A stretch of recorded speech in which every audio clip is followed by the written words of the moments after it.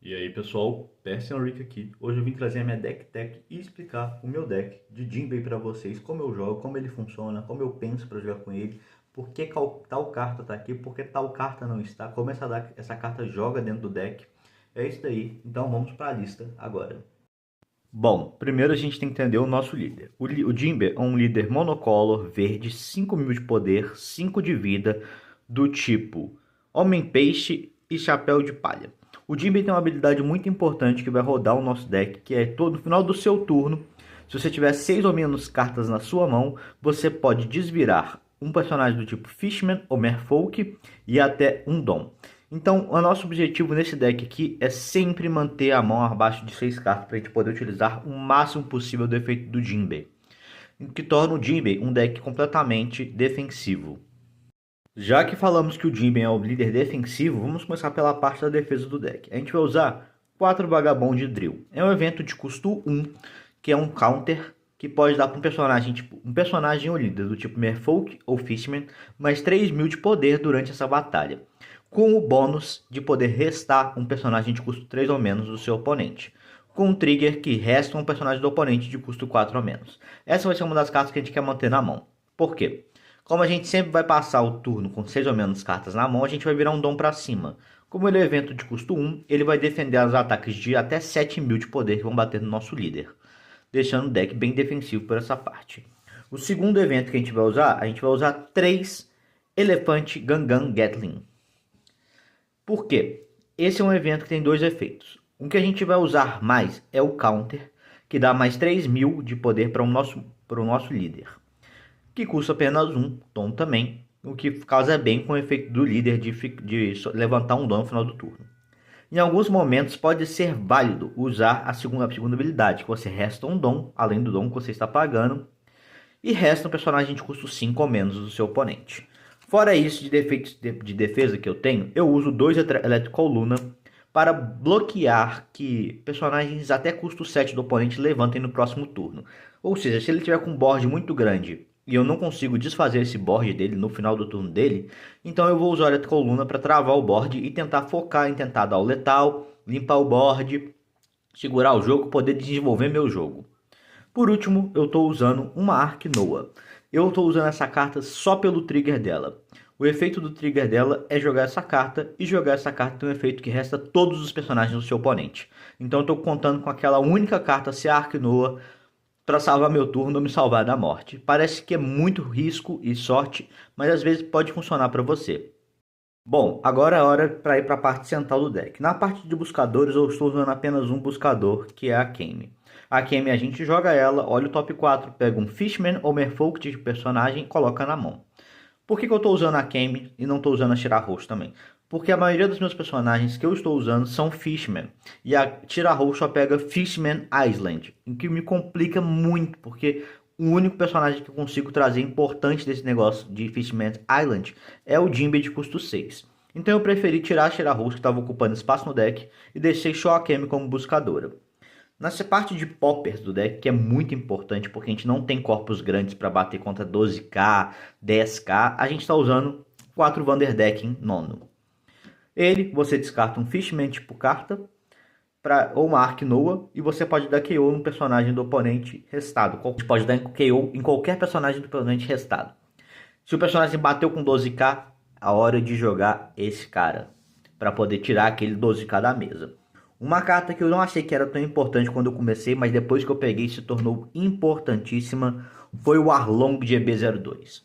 O Arlong ele entra, se meu líder tiver Fishman ou East Blue, eu dou um dom restado para o meu líder, e eu escolho até um personagem do oponente de custo 5 ou menos, e ele não pode restar para nada no jogo. Não pode restar para atacar, não pode restar para defender, não pode restar para bloquear, para usar habilidade. Ele trava um personagem por completo do oponente. Isso daqui é muito bom para segurar o jogo ou impedir que o seu oponente tenha um turno muito explosivo. Por último, eu estou usando 2 Arlongs do OP06. On play dele, você traz uma carta da sua mão, até um líder restado não consegue atacar até o final do próximo turno dele, então a gente trava o líder, um ataque que é muito ruim para o líder. Fora também que ele tem um trigger de restar um personagem de custo 4 ou menos do oponente, que às vezes pode ser essencial, mas pela habilidade dele já tá bom. Eu não levo mais do que 2 Arlongs, por quê? Porque ele não tem counter aqui e eu assim, não sinto a necessidade tanto assim de travar o líder. Bom, agora eu vou passar pelas os 2K Counters. Eu estou usando somente 10 2K Counters, sendo deles 4 Hachan da UP03. O trigger dele é que se meu líder tivesse Wish Blue eu poderia jogar ele, mas ele tá fora disso porque o Jinbe não é um líder Fish East Blue. Então, como não é um líder East Blue, eu não posso jogar o Hachan, mas ele tá aqui por quê? Porque ele é um Fishman e ele é buscável pela Kame. E é um 2K Counter. Agora, um 2K Counter, eu não consigo buscar ele de forma alguma com a Kame, mas ele é um bom 2K Counter dentro da vibe do que eu poderia colocar, mas ele pode ser substituído por qualquer outro 2K Counter que você achar melhor. Talvez uma ISO, alguma coisa assim, mas eu preferi usar o Surumi porque era o que estava sobrando aqui em casa. Por último, eu estou usando 4 Jinbeis promo.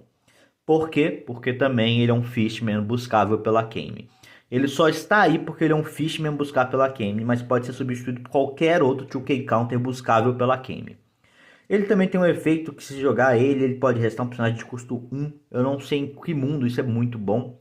Só se tiver um blocker de custo 1, mas está aí pela tete de ser um 2K Counter buscado pela Kame. Para a parte final do deck, nós vamos pelos atacantes. Sendo o primeiro atacante, 4 Fishman Tigers, custo 5 da OP07. Ele entra, ele já pode atacar personagens no turno que ele entrou, então ele já entra batendo. E o efeito on play dele é que se meu líder tiver Fishman ou Merfolk do tipo, ele resta um personagem de custo 6 ou menos. Então ele tá aqui por quê? Porque ele vai entrar, vai restar um personagem importante do oponente e já vai saindo distribuindo porrada nesse personagem. Então ele já vai entrar batendo, o que pra mim é um bom controle de campo. Fora também que quando eu atacar com ele no final do turno, se eu só tiver atacado com ele de importante, no final do turno, se eu tiver 6 ou menos cartas, eu levanto ele e aí eu não perco ele como um atacante. Igual muitos decks de Fishman perdiam quando usavam ele. Eu também estou usando 2 Fisher Tiger da OP011. Ele tem um efeito que quando ele é KO por efeito do oponente, eu posso restar um dom meu, que claro eu vou ter um dom para restar, porque o Jimmy sempre deixa um dom. E eu posso jogar um Fishman ou Merfolk do tipo personagem com custo 4 ou menos. Então eu posso trazer outro corpo importante para o jogo. Seja para dar uma search com a Kame, seja para jogar o Arlong DB para travar um personagem, seja para jogar o Arlong que trava líder. Mas o importante dele, principalmente dele ser um 7k, é que quando ele entra, ele resta um personagem do oponente. Ele resta qualquer personagem do oponente, independente do custo. Então ele é uma boa tete para entrar e restar aquela coisa que eu preciso talvez tirar com o underdecking, talvez bater naquela coisa, fora que eu estou colocando um 7.000 de poder na mesa. Esse atacante aqui, eu ainda estou avaliando se ele é bom para o deck. Eu não usei muito em muitas das minhas partidas, mas eu estou usando 2 Arlongs da OP011. Ele tem um efeito que se meu líder tiver Fishman e eu tiver 3 ou menos de vida e o oponente tiver 5 ou mais cartas cestadas, isso conta os dons também, não apenas os personagens. Ele dá menos 3 de custo para esse personagem na minha mão. Então eu consigo jogar um 7.000 de poder por 4, mas tem muitas condições. Eu ainda estou revendo se é muito bom usar, por isso que eu estou usando só 2. Se eu ver que talvez fique bom usar mais dele, eu coloco mais e tiro outras coisas. Por enquanto, ele está aí, ele tá aí porque ele pode ser um 4, 7.000k para colocar em jogo. O único efeito dele. O efeito trigger dele é que eu posso restar um personagem de custo 4 ou menos do oponente.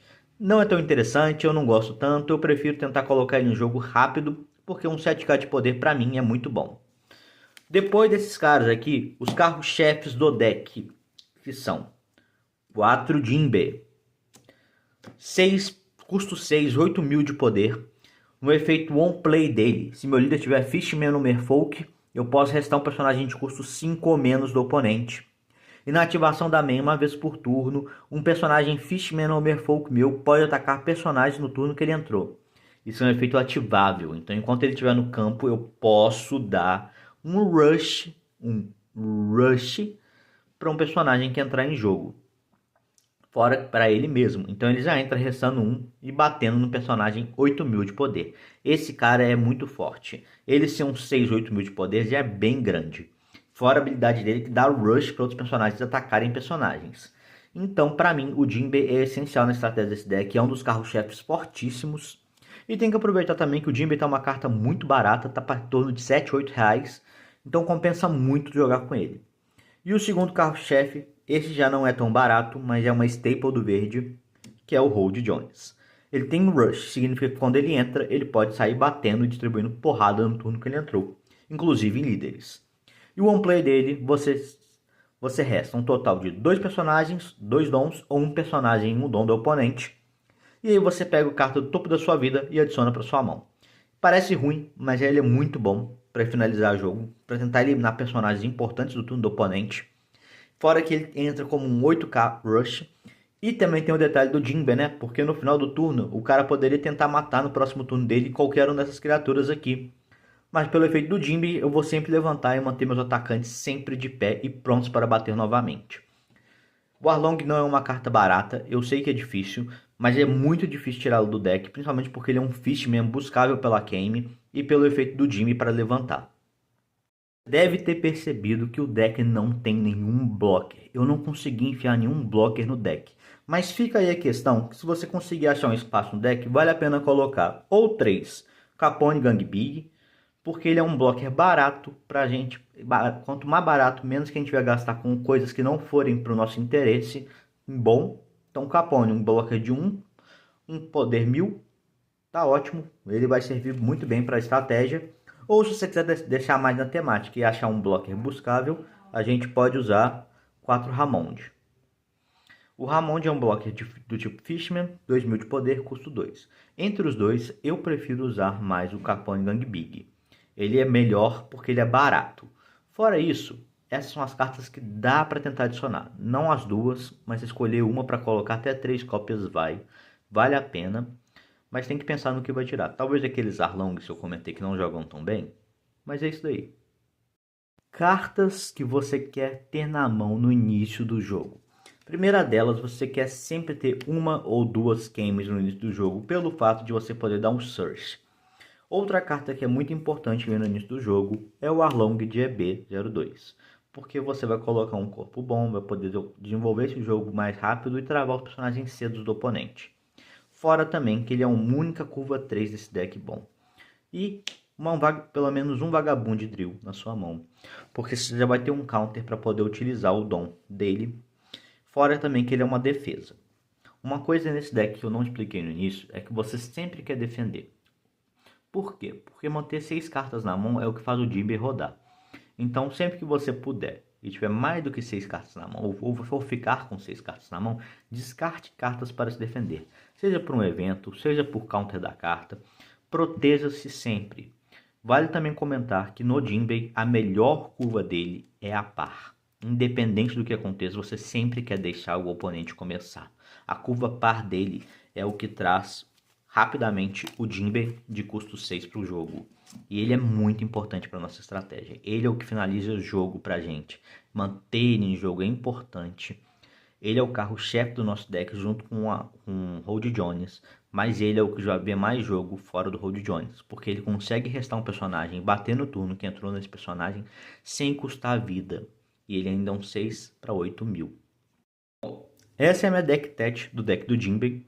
Eu tenho jogado bastante com ele, é um líder que eu tenho curtido bastante, porque eu gosto muito de líderes defensivos. Eu gosto sempre de poder ter um recurso para poder me defender. Eu não gosto muito de tomar muita porrada. E tem outro detalhe, eu gosto muito de líder com monocolor pelo 5 de vida. Quanto mais vida para mim eu tiver, mais chances eu tenho de ganhar, porque a minha vida se torna um recurso que eu posso usar para tentar evoluir durante o jogo. Espero que tenham gostado do vídeo. Se gostarem, deixem um comentário, deixa um like.